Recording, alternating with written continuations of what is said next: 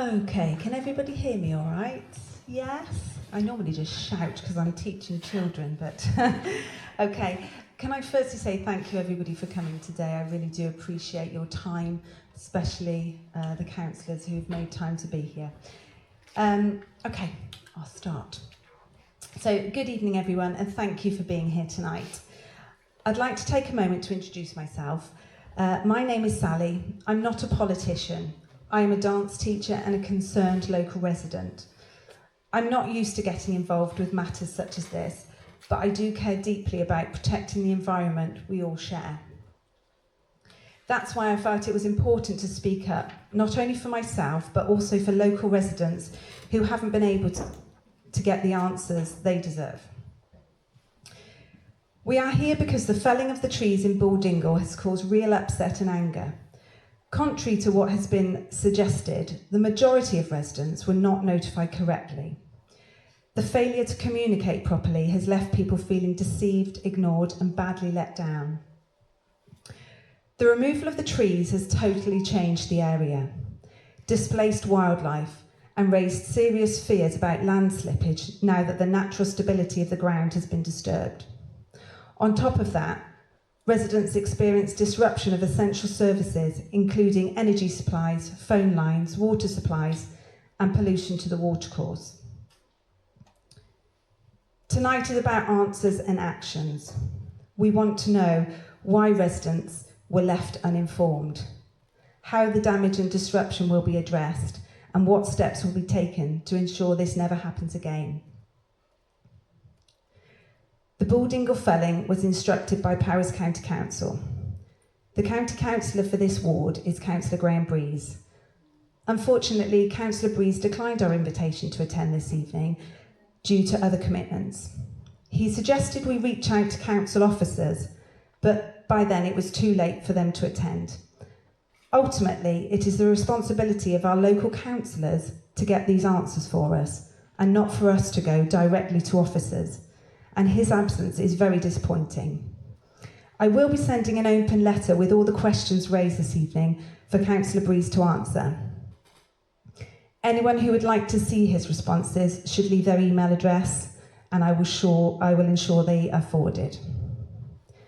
Councillor Breeze did issue a statement that he asked me to read out, which I will do in a moment, which I'm sure some of you have already read online today. Thank you again to everyone for attending, especially those councillors who have found the time to attend. Your presence shows how strongly we all feel about protecting Dingle and safeguarding our local environment. Joining me here is my father, Simon Wheeler, who is an independent advisor, and he will explain his role before we move on to questions I have prepared. Thank you, Sally. Well, I am somewhat of an independent in that I'm not local to Welshpool or even Powys. However, I have been a Cheltenham Borough Councillor since 2002, a Gloucestershire County Councillor for some 16 years. I have sat on planning committee for both councils throughout most of this time. I'm currently chair of licensing at Cheltenham Borough Council, and I was past mayor of our town. So I know well how local government works and occasionally how it doesn't. So it is for that reason that Sally asked me for help and advice to understand workings of local government. I think there has been some confusion as to who people should contact when they have concerns. So for those members of the public who don't fully understand the makeup of the council, it is made up of paid officers. They are not elected, but paid professionals, there to advise councillors and action council decisions. Then there are your councillors, sometimes referred to as members, who are elected by you. They don't draw a salary, but do get an allowance to cover their expenses.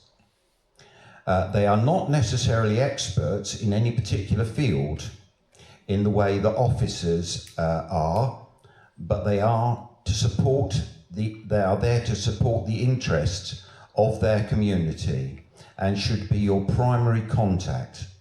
Officers should not be expected to work directly with the public. That is the job of your counsellor. I hope that is of some help, and I'm happy to take questions or help advise where I can throughout this meeting.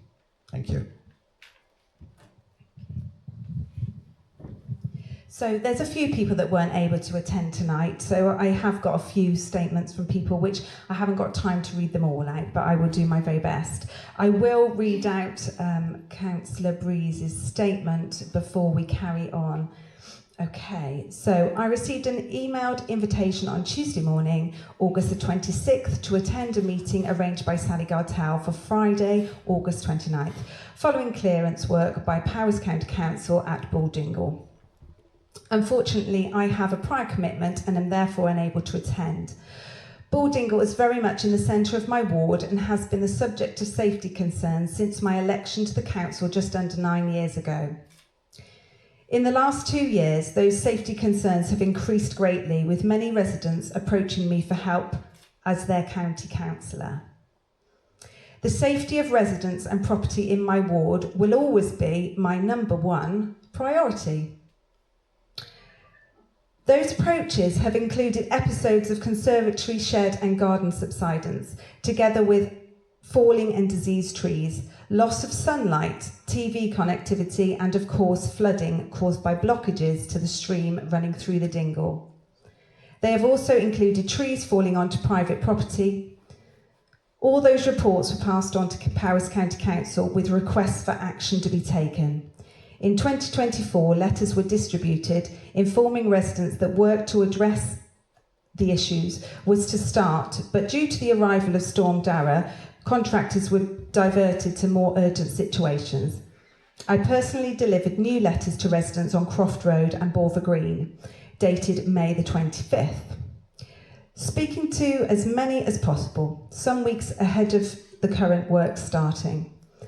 As the local county councillor, I was given a briefing of the work to be carried out and provided with the assurances that all required legal processes were in place and that clearance was given by Natural Resources Wales for works to begin. I have regularly challenged and scrutinised officers and have been given sight of all the required documentation, licensing and wildlife reports. That includes NRW licences to carry out the clearance works due to their urgent nature and impossible conditions for contractors to be more selective in the felling process. I have also ensured that a full replanting programme is carried out under NRW guidelines and asked for a regular maintenance programme. You will know that PCC doesn't have the funding to randomly carry out such hugely costly projects unless there was an urgent need. There's more. I have been acutely aware of the dangers of life and property caused by the worsening situation in Dingle for some years now, and those areas remain in my priorities. In 2018, tree debris caused the blocking of Dingle culvert during flash flooding, leading to the flooding and subsequent closure of Welshpool Hospital. And despite expensive improvements to the culvert, I firmly believe that the threat still remained without tackling these issues. Clearance work is nearing completion, and I am assured that as soon as conditions are right, an extensive replanting programme will be carried out by Powys County Council, fully guided by NRW. Sadly, the Dingle area has received only emergency maintenance over the last 40 years, leading to the situation we now have.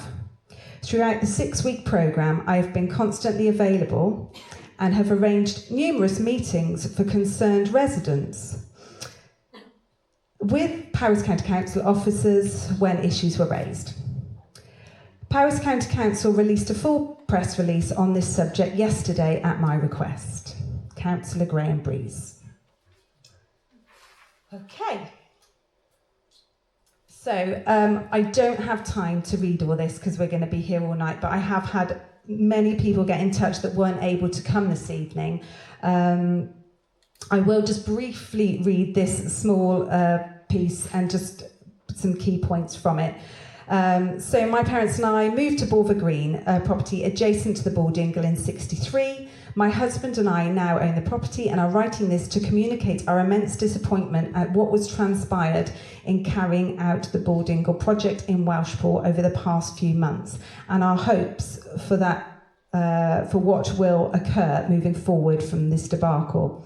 As a retired planning project manager and lawyer, respectively, both with over 40 years of experience, we are dismayed at what we have witnessed from our property on Bulver Green over these past months. Below we have listed some of the complaints and grievances we have, the expectations of PCC moving forward. I'm not going to read all these out, but I will just state inadequate communication, lack of public engagement process, deceptive letter from the PCC dated the 28th of May, which you can all see on the board up at the top there. Need for a broader risk assessment before felling. There is more, and I will put this document up on the table so everybody can have a look. That has also been sent to the appropriate people. So I will move on to the questions. Now, everybody can ask their questions and have their say. I've tried to cover as much as I can, but there are lots of, I think there are lots of angry people that have got a lot of questions and different questions from those that I might have thought of.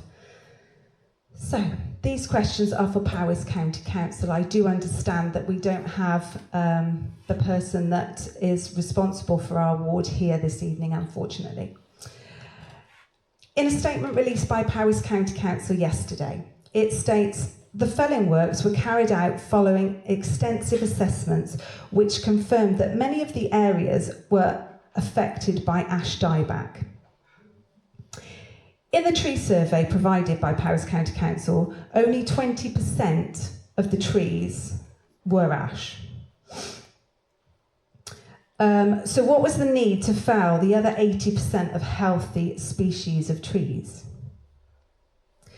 According to the tree survey that PCC provided, the tree composition was 58% sycamore, 20% ash, 5% elm, 4% holly, 3% cherry, and then there was oaks, larches and other trees. Only 2% were recorded as dead, with no clear indication of widespread disease. Could you explain the rationale for total clearance? I don't know if I've got anybody in here that could possibly answer that for us. I spoke to the guys that cut the trees down and asked them, were any of them diseased? And they said that none of them, that not one tree had a disease. Some of them were dead, none of them. That's what they told me, because I asked, if you drag that tree then, when you cut it down across the wood, does it contaminate the whole forest then? And they said none of them had a disease. I think it's quite normal in a woodland. I haven't done my research on this, but I think it's quite normal to have dieback on trees over the time. You know, branches get old and they fall. Okay, so... Does that mean the tree's diseased though? No, not in my opinion, but I'm not an expert in this, obviously. In the ash dieback guidance document, which again is on the table up there for everybody to see, produced by the Arboricultural Association, it is stated by Forest Research that with the exceptions of felling for public safety or timber production, we advise against felling living ash trees, whether infected or not. DEFRA state that natural regeneration will encourage the process of natural selection for tolerance, so healthy trees should be maintained for as long as possible to ensure regeneration from tolerant mother trees. So what we're saying here is, from experience of these people that have produced this document, they are saying that the ash trees, it's better to leave them than to cut them down. But so, excuse me, which experts were consulted? And do you know what experience and qualifications they might have? Yeah, that's a very good question. Where are the reports? that they keep saying they've done. Yeah. None of us, however many and numerous that have requested them, we've not seen one report to confirm what they keep stating. Yeah, I agree. We've had no response from anyone. Many people have asked for all these documents under the Freedom of Information, and we've not been provided. I don't know if anybody else has been provided with them, but I certainly haven't, and I know friends that I've spoken to haven't. So moving on, the council also stated a culvert running through Dingle had previously been blocked by a fallen tree, causing localised flooding. This was reported in the paper as well. This was inaccurate. Yes, there was debris blocking the culvert, but nothing more than you would expect from a severe storm. And had the culvert been properly maintained prior to the heavy rainfall, this would possibly not have occurred. The culvert was in a poor state of repair, and the wall that was in place to catch any debris had failed many months, if not years, prior to the flooding. It has since been replaced, and so there hasn't been flooding like this since. I live right opposite here, so I witnessed it. I witnessed the whole storm and the flooding, and it was the sheer amount of water that came down at the time. Now, I appreciate some people's houses were flooded, and that is awful, but it can't be blamed on the woodland upstream. It's the culvert that was insufficient, that wasn't cleared, that wasn't looked after, that was the problem. Many people have asked, why was the felling carried out during nesting season? We've had a few answers, I think, about this, to do with Scottish Power and there being a small window of opportunity to be able to take the lines down. But obviously, with not having any representatives of Scottish Power here, I don't think you're going to get an answer to that. Yesterday's statement mentioned that a senior ecologist confirmed that the trees surveyed at Dingle lacked features for bat roosting. However, the ecologist did not visit the site until the 6th of August, when many trees had already been removed, including some very large veteran trees, which are often ideal roosts. As residents of this area, we were witness to the presence of bats, badgers, owls, and slowworms on a regular basis, all of which are protected species. After consulting with a senior ecologist myself, who is a member of the Chartered Institute for Ecology and Environmental Management, he advised that a preliminary ecological appraisal should have been carried out, and that at the very least, a preliminary roost assessment should have been done prior to work starting. I don't believe that any of these things were done. If they have been done, we haven't been shown the documents. Under Freedom of Information, we have asked for this, and it's not been provided. So I don't know if any councillors have got anything to comment on that. I asked the people again who chopping the trees down, was a wildlife assessment carried out? They said they came to the platform on Wolver Green, where the hill is, that's flat in there. They looked down, they said they didn't need a wildlife assessment. So that's comedy in itself. After we've spoken to, I will come to your question in 2 seconds. We've spoken to senior ecologists who they do this for their job, and He's actually been to site. He's been to site, and at a very minimum, they should have done a PRA, the preliminary roost. What was the assessment? Yes, there we go. Yes, Nick. I was just going to say that under the Town and Country Planning Act of 1990, I don't know if this applies to woodland, but it certainly applies to new build, etc. There should have been an environmental impact assessment, particularly considering the time of year that they were doing it. And I'm pretty sure that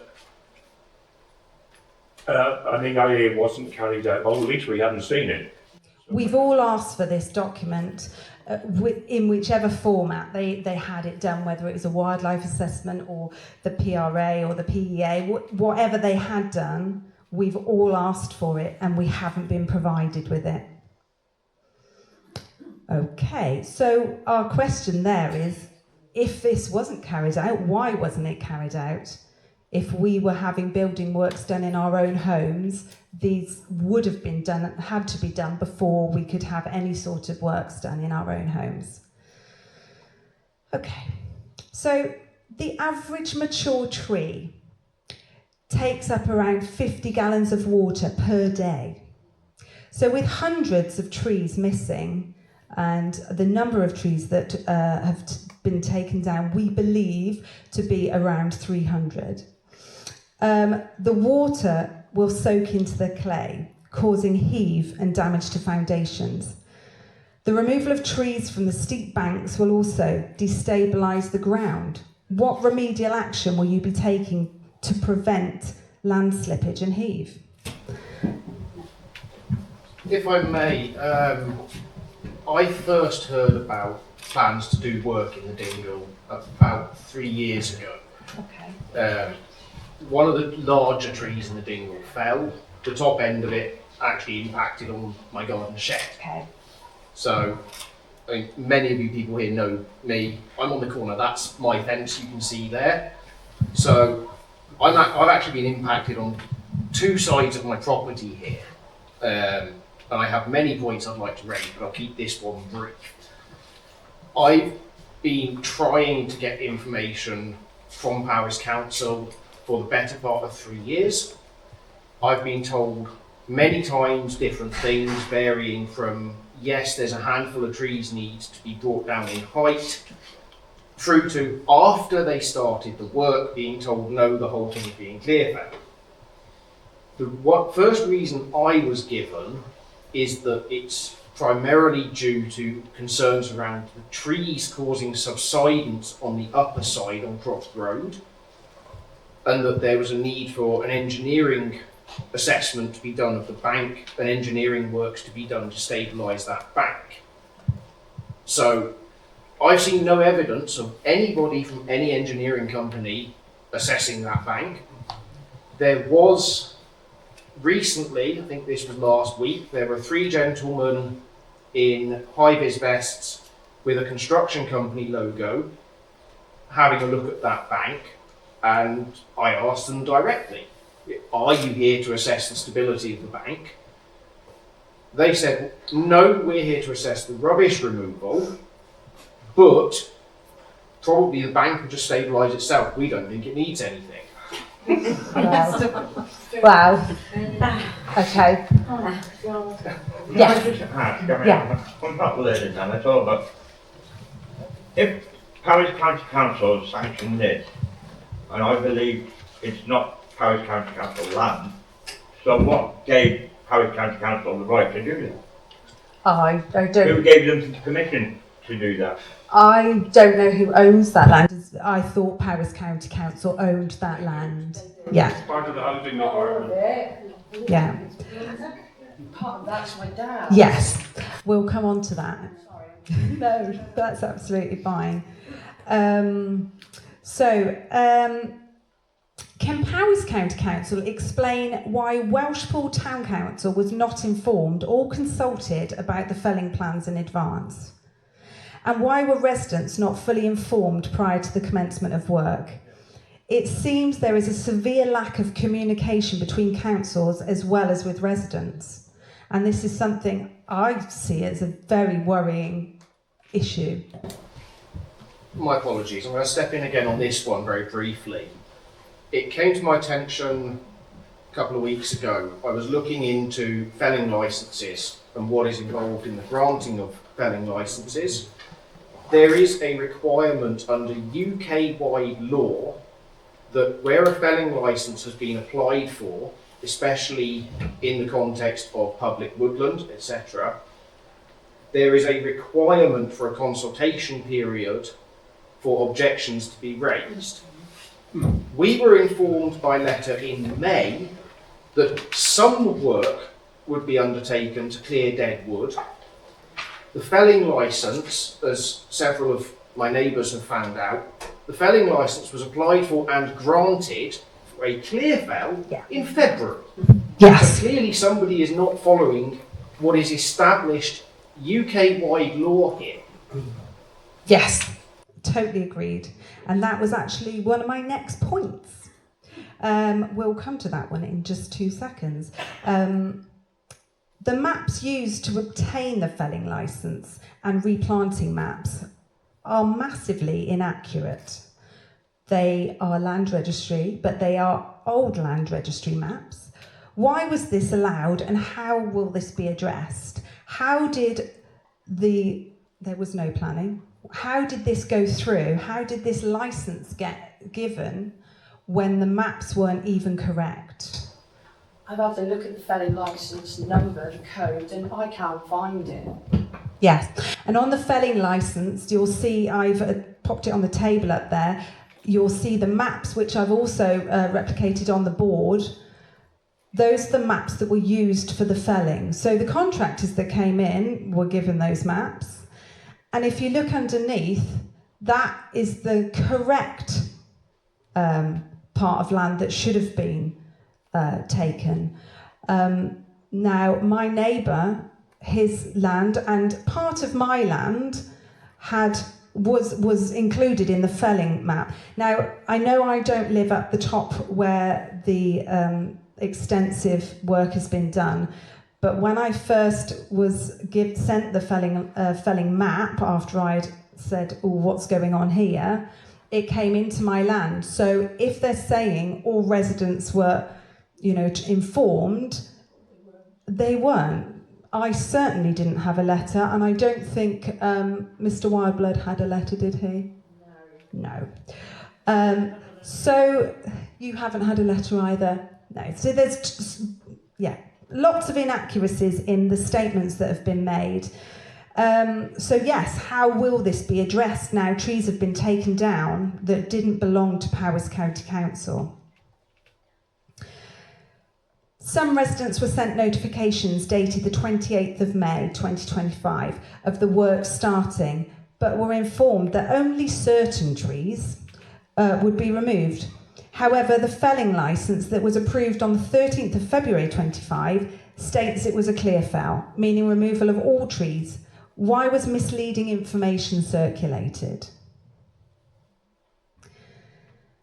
This is a small one, but compared to some of the others, the tree survey appears to have been counted incorrectly. So the number of trees felled is far greater than that recorded.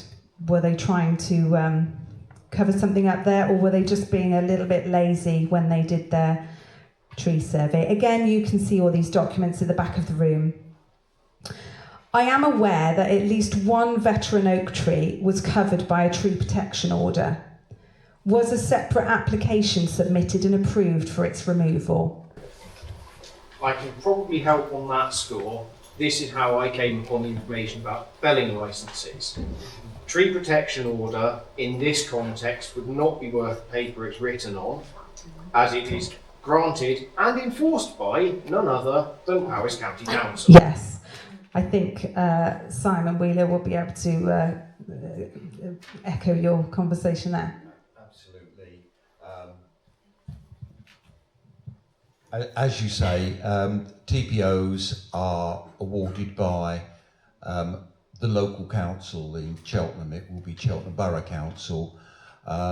We don't actually put TPOs on what we call street trees that belong to because we own them, but they do get put on private land. If somebody wants to chop down a TPO tree in their land, they come to the council to remove that. But if the council just want to chop it down, they take the TPO off before they do it.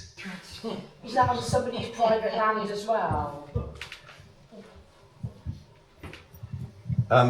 Yes, usually a TPO is put on land that is privately owned, because if it's council land, the argument is we don't need it. So what we refer to as street trees that are in the street, they don't, certainly in Cheltenham, we don't put TPOs on them because they belong to the council, so we don't, why should we?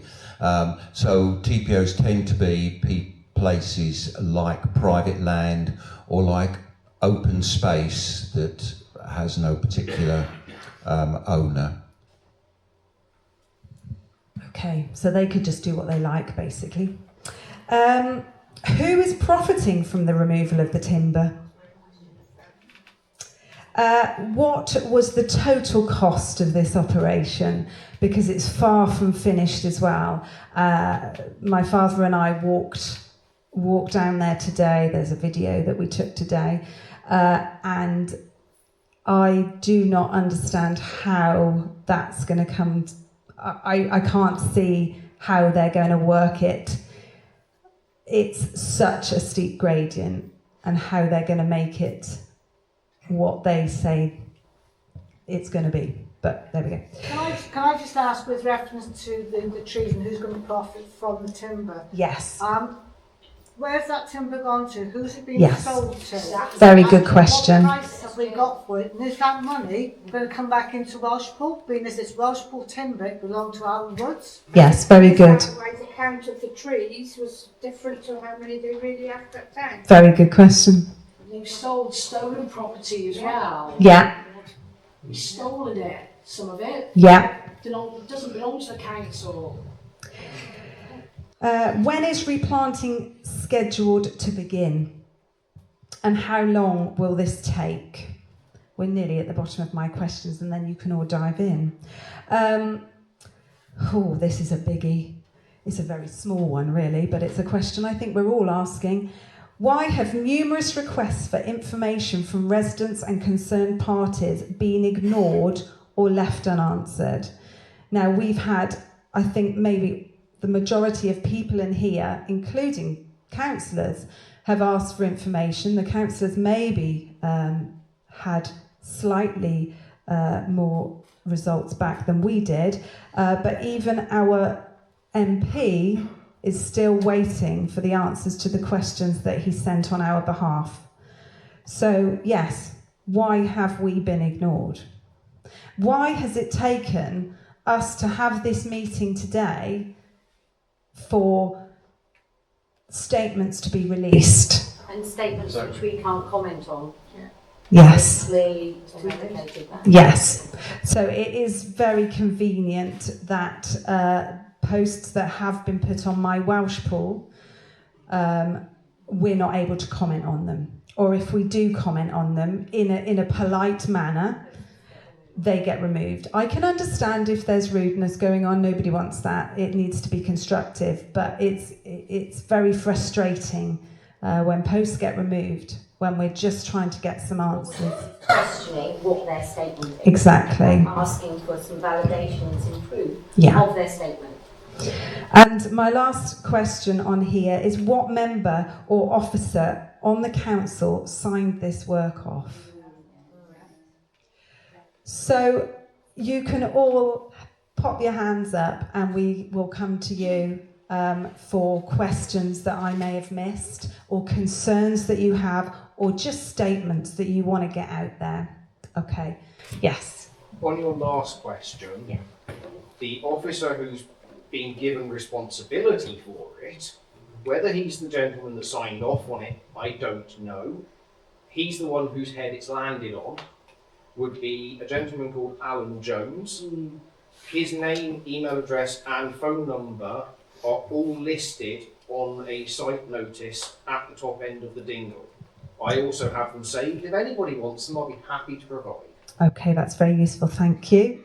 Yes. I just want to know if there's anybody here that can answer these questions tonight. No. And therefore, what are we doing? Are you collating these questions and going to send them off again on the off chance you'll get a response? Yes, we are collating all these questions, and Well, my question, to follow up on that, is to do with the consultation. I appreciate from what I've heard tonight, certainly what I've read on Facebook, is that the residents don't feel they've been communicated. No. Okay, the people, properties are affected, I understand they will have been spoken to, and I understand there are serious concerns there. My concern is the wider public, okay? But not just them, the Environment Agency, the World Wildlife Trust, National Resources. There's a whole bunch of environmental bodies that should be consulted on this, and we should be able to see how they have responded to this consultation. Absolutely. It seems to me that this consultation doesn't really exist. Absolutely.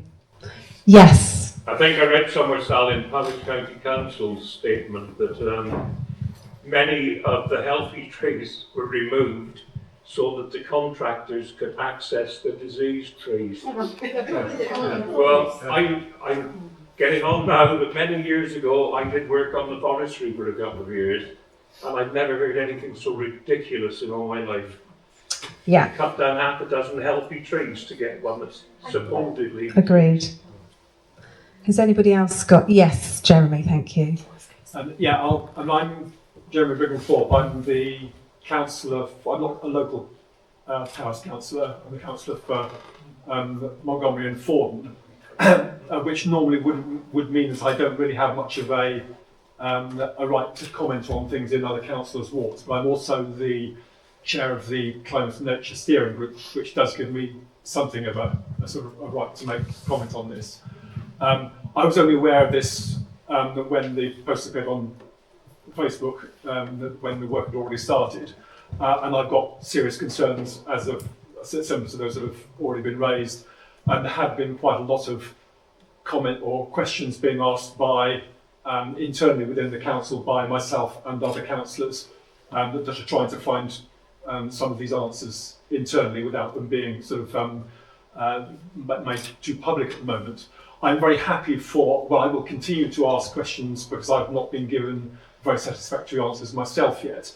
I'm very happy for people to contact me if they want me to sort of try and find answers as well, because I can do that sort of with my hat of Climate and Nature Steering Group chair.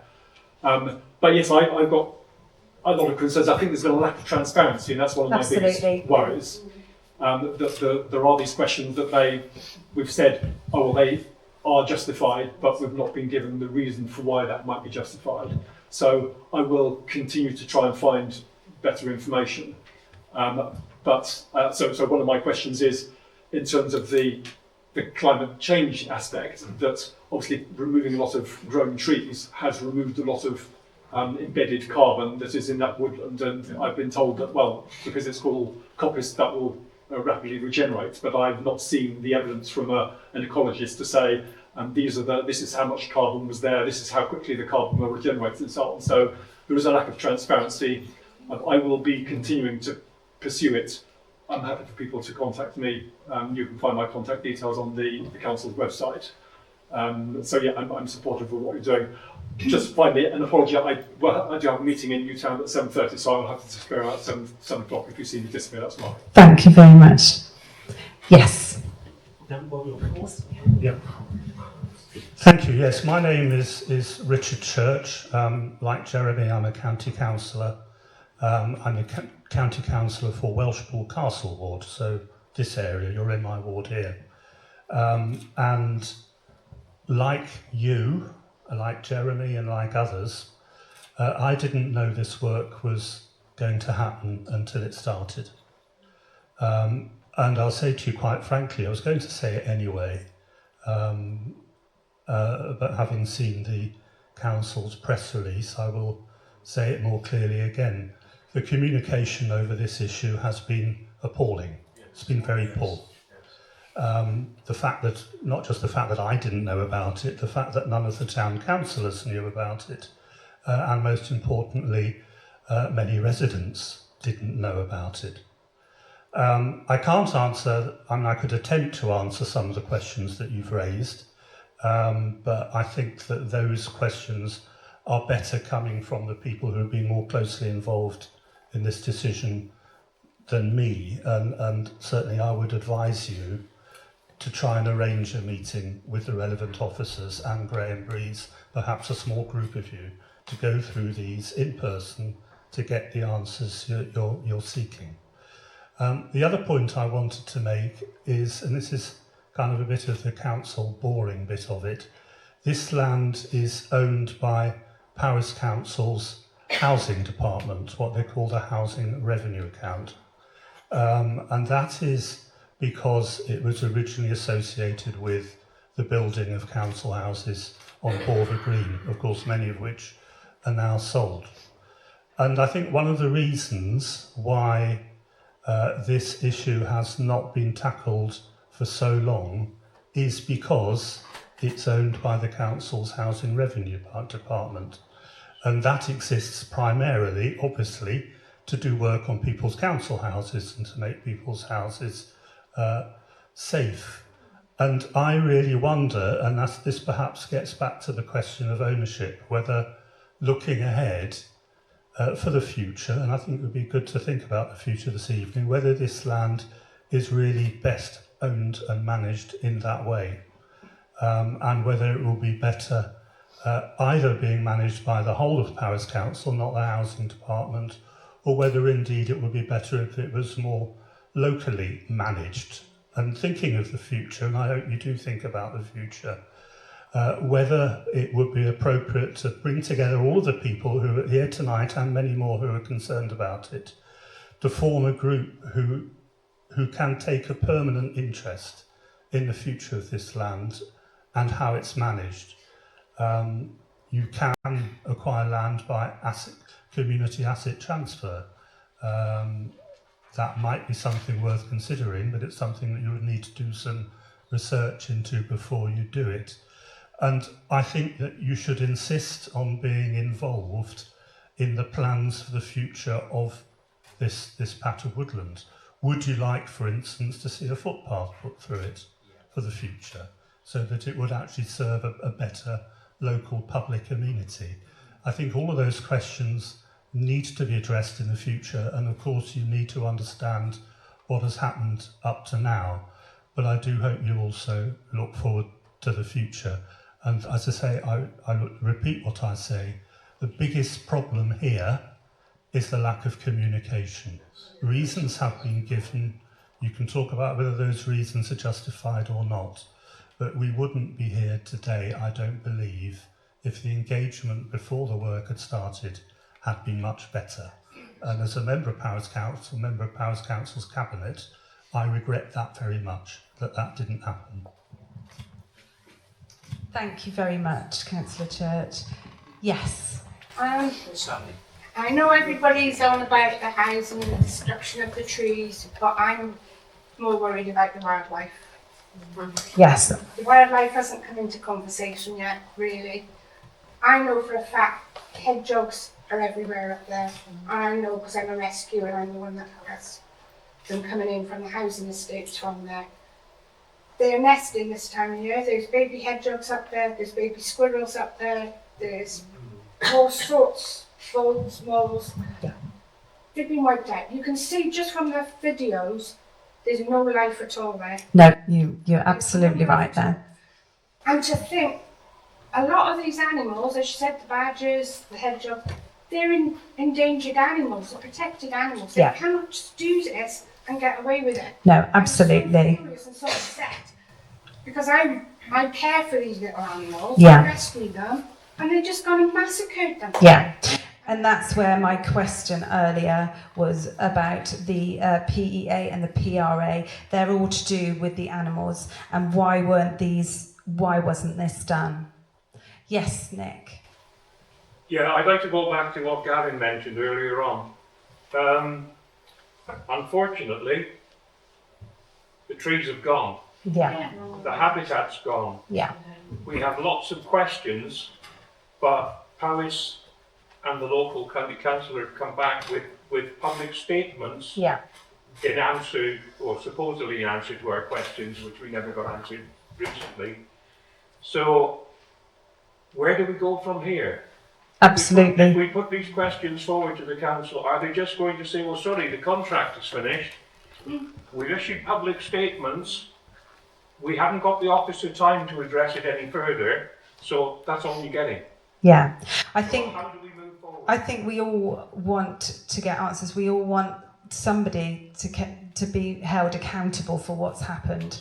And that's where we need to go. And yes, the trees are gone now, but we can't let something like this happen again. Whether it be something as environmental in this way, or whether it's a different matter, a road being put through, a nice piece of land or whatever, we need to be told. We need to be made aware when things are going to happen. Yes. Sarah. Hi, I've got an environmental risk assessment here that was carried out, and it's got all the different breeds of animal, and next to it says none identified. Breeding birds, badgers, bats, otters, dormice, great crested, red squirrels, water voles, all says none identified within the crop. Maybe they just need to come into our gardens and have a look. I posted a video, I think it was on the 8th of August, and that was of the bats flying through my woodland. I'm at the front of where it's been removed, and the bats flying through. We see bats regularly, as many of the residents here can tell you. I haven't seen the badgers because of where I am, but I know people have seen badgers from their back gardens. So how they can say that nothing was there is beyond me. Sorry, somebody else had a question. Yes. Hello, Johnny, Councillor Giuliano, Town Council. I'm absolutely horrified what I'm seeing. I've lived there for 10 years, I don't live there now.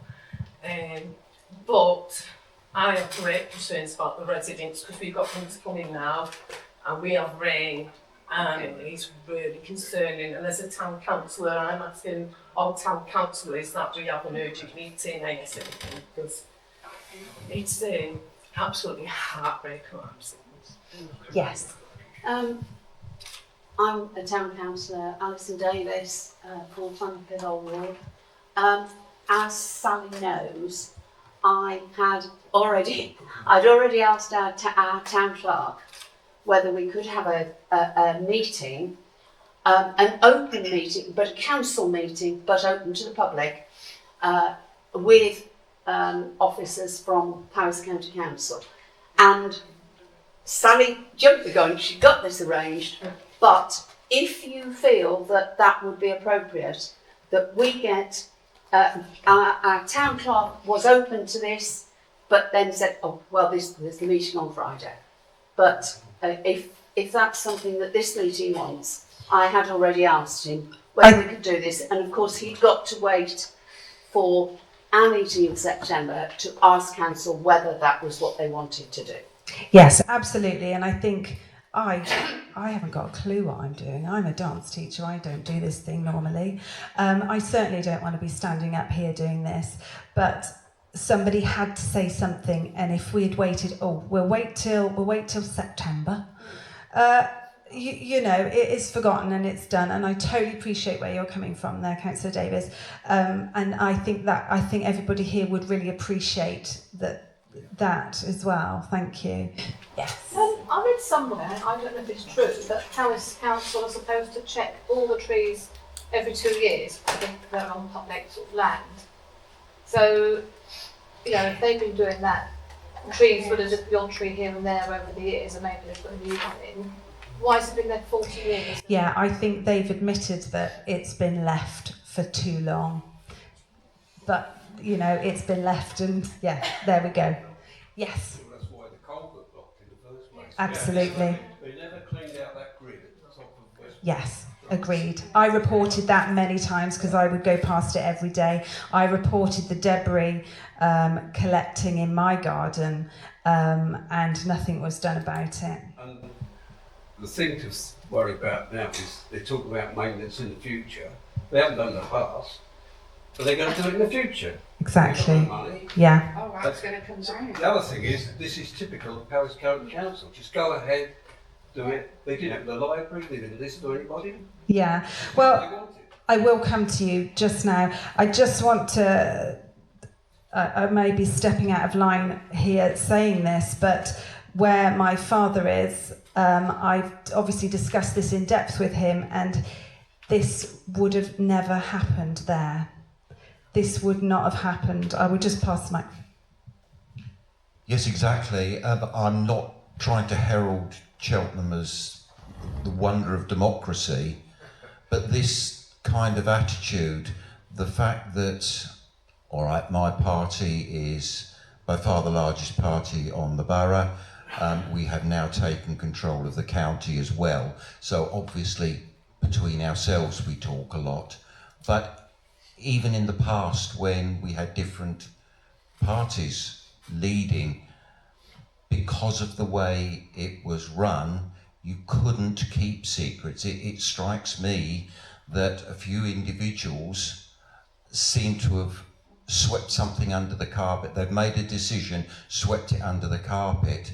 And as I say, in Cheltenham, I think pretty much anywhere in Gloucestershire, that couldn't have happened because someone would have smelt a rat long before chainsaws came in, and it would have gone, because we have a cabinet every Friday, and opposition members will pick on something like that. They will demand it goes to scrutiny, and so it's out there. There is no way that that could happen. Now, I don't know how your councils work, but because I believe you're unitary. Sorry, yes, that's the word. And I fear that unfortunately Cheltenham's going to be going that way as well, or Gloucestershire, sorry, is going that way as well, which worries me tremendously. But you've got enough problems without worrying about how Gloucestershire is working. But yes, it is very difficult for something of that nature, and maybe it's just the size of the place, but it does strike me that things can get swept under the carpet quickly, and then it's too late by the time you come to find out about it. Okay, thank you. It was just following on from this gentleman's question there about the culvert, the flooded culvert, the block culvert. I appreciate Councillor Breeze isn't here tonight. Has he sent a representative? Yeah. Is there anybody who can speak? My question would be, if he was here, is if he's the local councillor, how hasn't he spotted that as a problem and maybe raised it with the council so it could have been dealt with earlier? I just find that so difficult to believe. Well, his house is on the video. He's at the very top. Are you telling me he's got a vested interest? Yes, Councillor Davis. Yeah, I can tell you that this block culvert, and when it flooded, was May 2018. Yes. And it was all the brash and everything. You know, there's grids on the front as they go under the road to get into Westwood, and the brash there prevented the water going under the road, so it went over the top. Yeah. And it went and it flooded the hospital. Yeah. So it was extreme, but it was May 2017. 18, yeah. 18, sorry. That brash was there before. I just need to say that again. How come the local representative hasn't picked that up and made representations to the local authority to get that cleared? Yeah. And the thing is, yes, it was a tremendous amount of rain that came down. I was going to put the video of that time that I took from my back garden. A tremendous amount of rain came down at one time, and the water is all diverted from the roads through the outlet pipes, and it empties into that one tiny little brook, which is normally just a trickle through my garden. And so if you'd seen the ferocity of that water, but it makes you think, because they know that that's the way, why wasn't the culvert ready for that? Why wasn't it already repaired? Why wasn't something else in place rather than some shoddy bricks that were falling over? Probably because the culvert was built, but they built all the green, and they built all those new houses up the top. No, I think the culvert was built around about early 70s. The culvert was there in the early 60s. Yeah, it was. Well, we still used to flood from the Dingle on Cobden Street, around about 74. Yes. And I can remember the culvert being there. There was that cage there, and it's never been tamed. Yeah, but we flooded, and also, sorry to speak out. No, you're welcome. With all this rubbish in the Dingle now, I'm Lynn James, I was from Cobden Street. You get all the rubbish in the Dingle, the culvert's going to block. Yeah. The water will come down again, block the drains. And we had a situation where we had to have sandbags along Salop Road in front of the houses, and the three properties on Cotton Street on the right-hand side, their cellars flooded. Yeah. So I grew up as a child with a flooded cellar every Yeah. winter. But that's going to happen again if they don't get all this rubbish. I think when the water came down, if I remember rightly, somebody can correct me here, Welshpool is on a very steep hill. It wasn't just the culvert flooded and that flooded the hospital, but also just Bulver Green Road. The drains, the water was flooding out of the drains, and that obviously helped flood the houses in Cobden Street as well. Sorry, yes. I lived on the bottom of Border Green Bank on the corner of Cobden Street and Dingle Road. Lived there for 20 years. And like I say, it only happened once or twice we had. But in 2018, my house is right on the corner and it came straight into my garden. Couldn't get it out because it dips down and it went into our cellar. And it was silty, muddy, horrible, you know. And Yeah. there's 3 houses along. It poured past down Cobden Street like Yeah, it comes down like a river. Yeah. And it hasn't happened very often. It was, once, and I lived there 20 years. But I'm just looking at this ground now and seeing if, we do get torrential rain. Absolutely. It's not just around there. Well, if, yeah. What's going to happen? Yeah, and if we go back to the statement earlier, what was it, Dad? 50 gallons of water a day these trees take up. So that water can't be taken up now, and it's going to be a long while before it is taken up because those tiny little saplings are going to take a long time to grow. So 50 gallons times 300 trees, that's a lot of water to go somewhere. Yes. Very much. Some will know me, some won't. My name is Phil Pritchard. I'm a town councillor at Welshpool. I'm an ex-county councillor with Powys County Council. But listening to all the debate this evening, just remember one thing. We are all residents of Welshpool. Right? There's a deeper situation here than just the Bull Dingle, as serious as that is.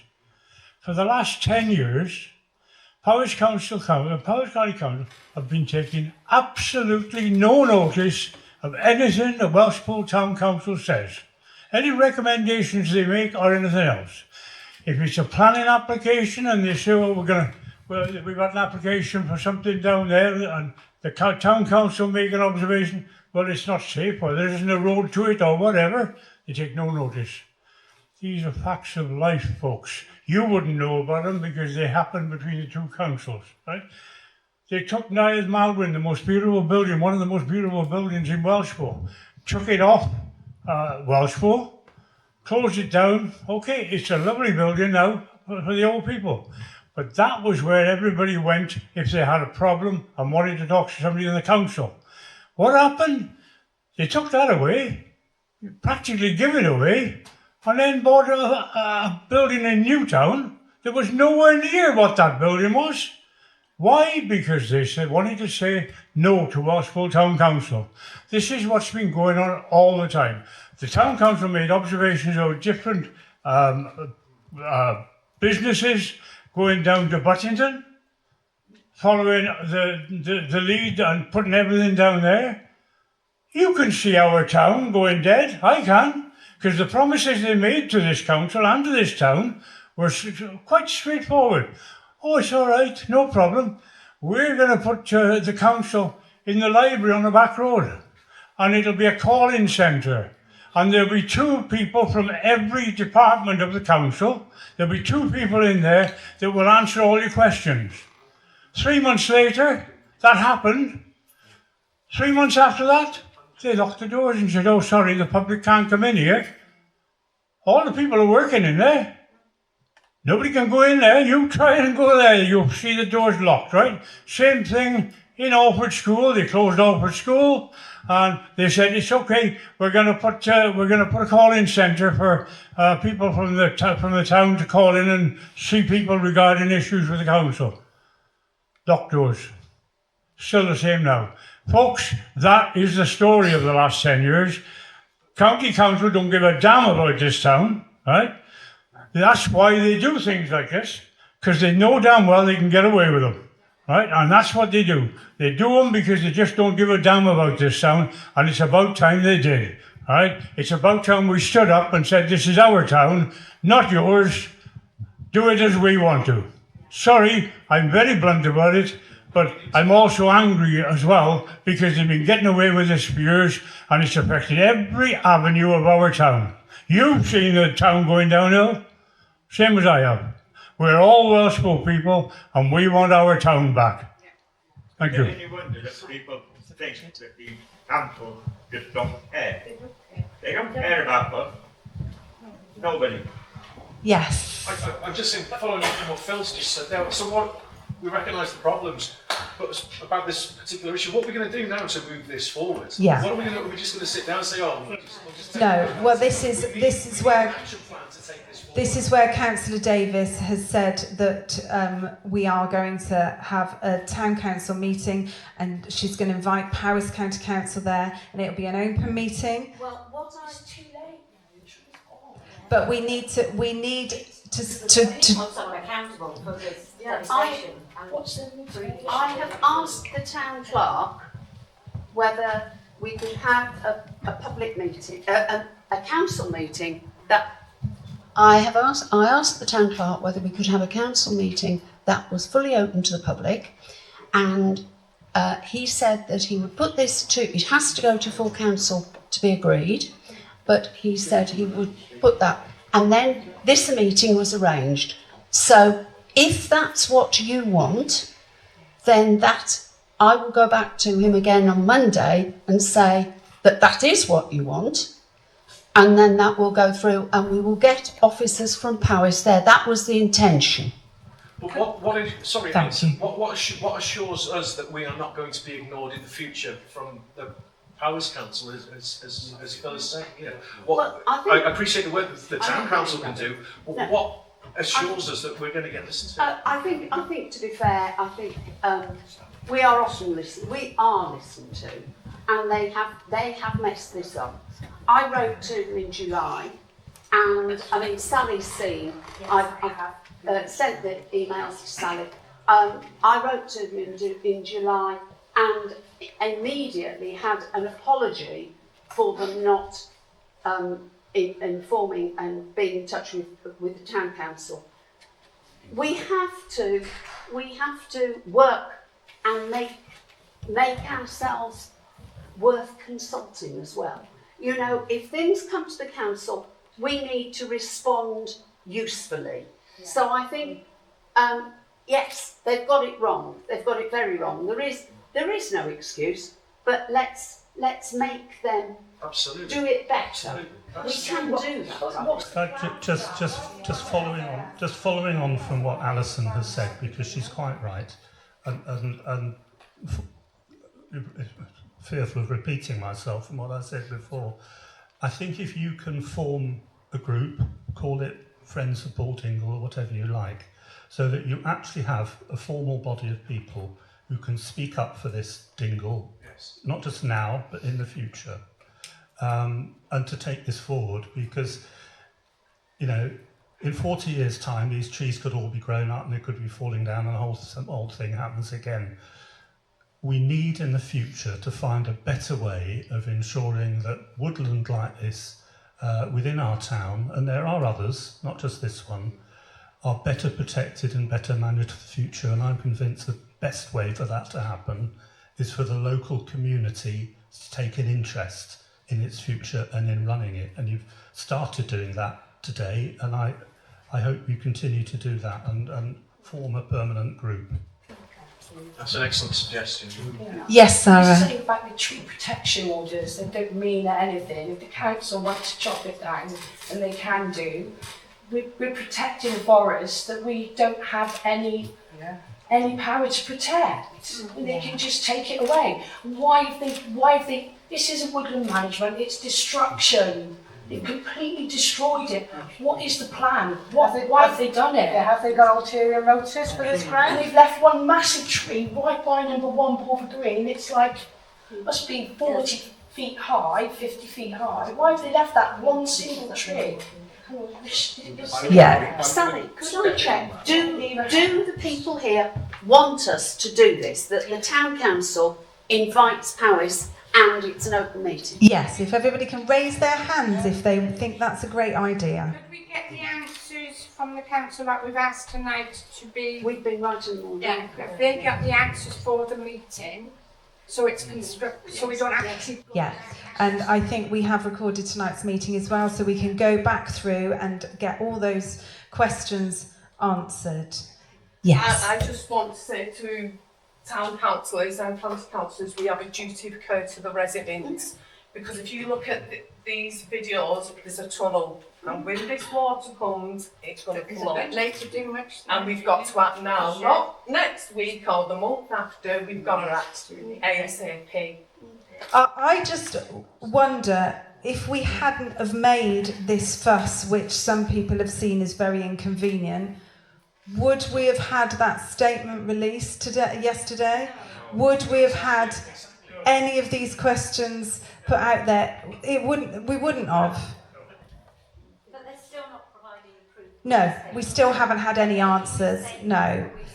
But moving forward, we've got to kind of say, okay, right now, what are we going to do, and where are we going to do? And if, as Councillor Davis says, we can have this meeting, and as Councillor Church said, if we can form some sort of group that we can be proactive rather than, saying, oh, well, this should have been done and that should have been done. It wasn't done. It hasn't been done. And we need to now go, right, okay, what can we do? Let's do something about it, and let's change for the future generations. Yes. Can I just say, first of all, in response to the question that just came about the one tree that's standing, I own number 1 Bulver Green. That tree isn't actually particularly close to me, and I have no idea why the one is left standing. At the end of the day, is one healthy tree still there? It's better than none at all. Can I make a very strong suggestion? I wholeheartedly support a community interest group being formed. I have many contacts with experience in that, and I'd be happy to help as much as I can. Can I suggest there are 2 areas that need to be looked at? One of them is holding powers to account for what has happened. It is important. What is equally important, if not perhaps more important, the felling licence includes restock provisions or replanting. Councillor Graham Bree's statement says he has ensured replanting. Powis's statement says they are exploring opportunities for replanting. Those 2 statements don't work together. Either they're looking at what can be done, or they have decided to do it.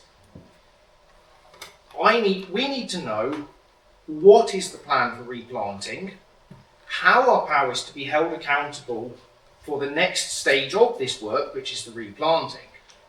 I will be extremely angry if I see seedlings being planted that are this tall, that won't survive a winter.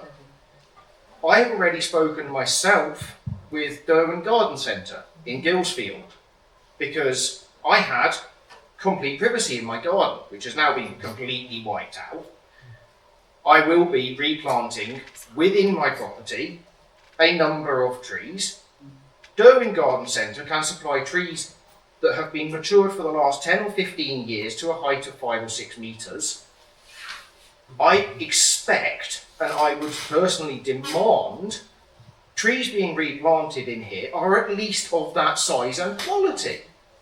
We should not have to wait 30 or 40 years to see woodland back in this dingle.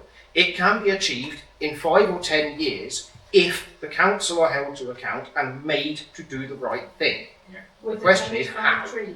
Can I just butt in here? I think, actually, although I thought this was an important thing, I think the gentleman at the back there, councillor, made the point that actually, to me, says what the real problem is. Welshpool Town Council isn't being given any credibility at all. Nobody's listening. So to that end, and I think the meeting, Alison pointed out, is a very good idea. But what you really need to do is to show that Welshpool Town Council has got teeth. And I think the way you do that, there are a number of documents that various people have asked for under freedom of information, including not the addresses, but the letters, I think Sally read out, of people that complained about the trees and wanted something done about it. that Councillor Breeze mentioned, you could ask for those under freedom of information, but redacted, no names and addresses. We need to ask for that, and I would suggest that it's the town council that asks for it, not someone such as Sally or any individual, but the town council asks for this.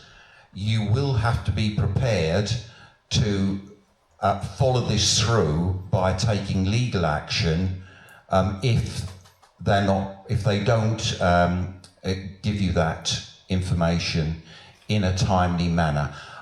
Off the top of my head, I can't tell you exactly how soon they have to deliver that. I think it's something like in a reasonable time. A month is not a reasonable time. You can't expect it during a holiday period or something like that. And if it's very complex information that might take a lot of research, you couldn't expect that. But I would suggest that within a matter of weeks that should come through. If it doesn't, you must be prepared to take legal action. That will show that Welshpool Town Council has got teeth and is prepared to do something about it. Then the County Council would be obliged then to sit up and take note.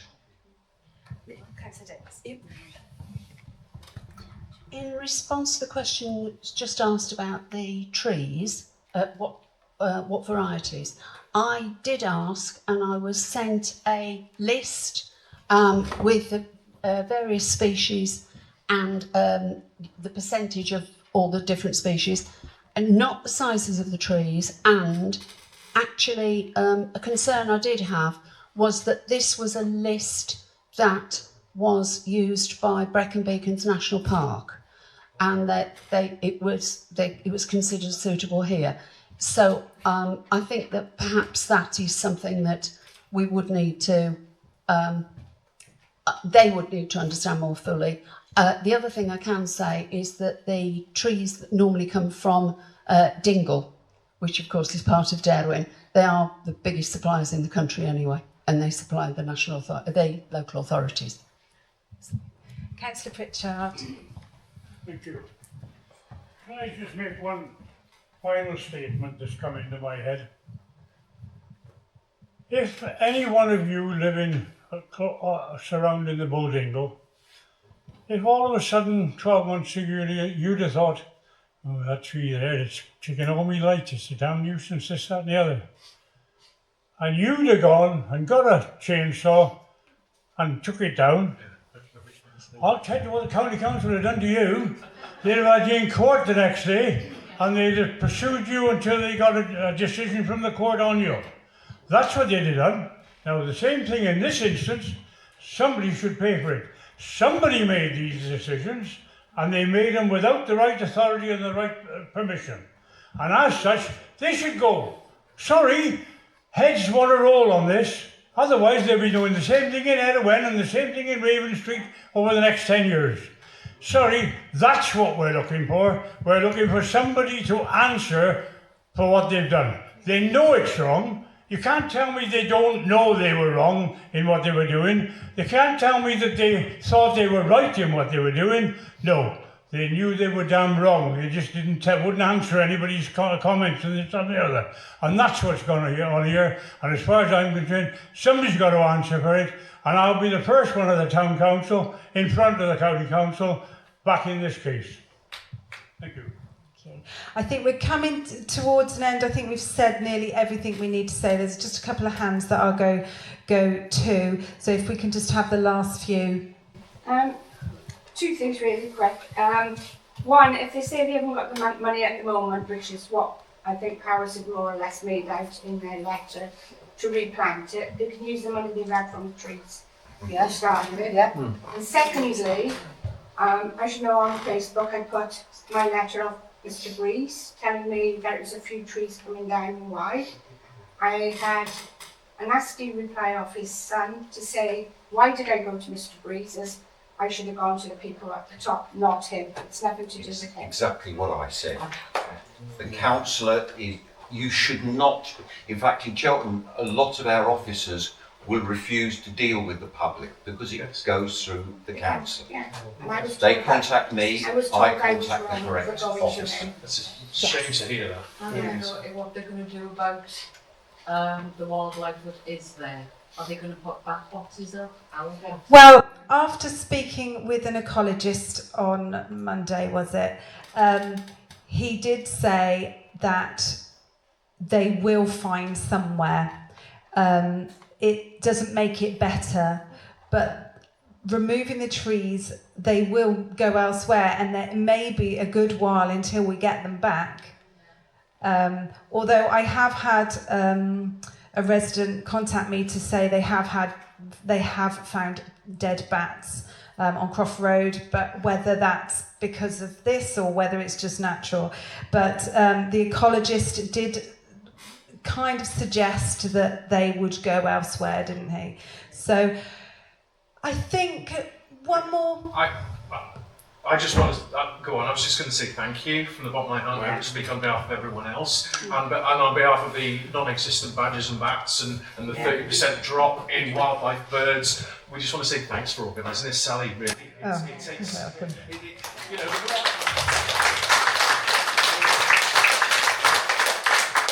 Yes. Can I just suggest, that, going back to the timbers, because as we all know, the woodland is no longer there, and that wood has been sold. I suggest that if they are going to, whatever's going to happen in the future to this woodland, can some of that wood be retained? Can it be made into benches? Can it be made into seats? That's such a good point. Such a good point. That belongs to Welshpool, yes. not Harris County Council. They may own the land, but the wood is from our wood. Yes, I had somebody else contact me, not from this area, saying that that is what they did in their area. The wood was kept and that it was used in the community. So yes. So last little note. I just want to suggest that all the trees that have been taken out are deciduous trees, and they will regenerate themselves. Yes. Also, probably a lot of them were self-sets anyway, because there was so much sycamore in there and ash. And they'll be growing up. They'll be growing up now. Now yes. that the lights in here, they'll be coming. Yeah, hopefully we will get some natural view. I don't see them planting trees. I reckon they'll just leave it to regenerate itself.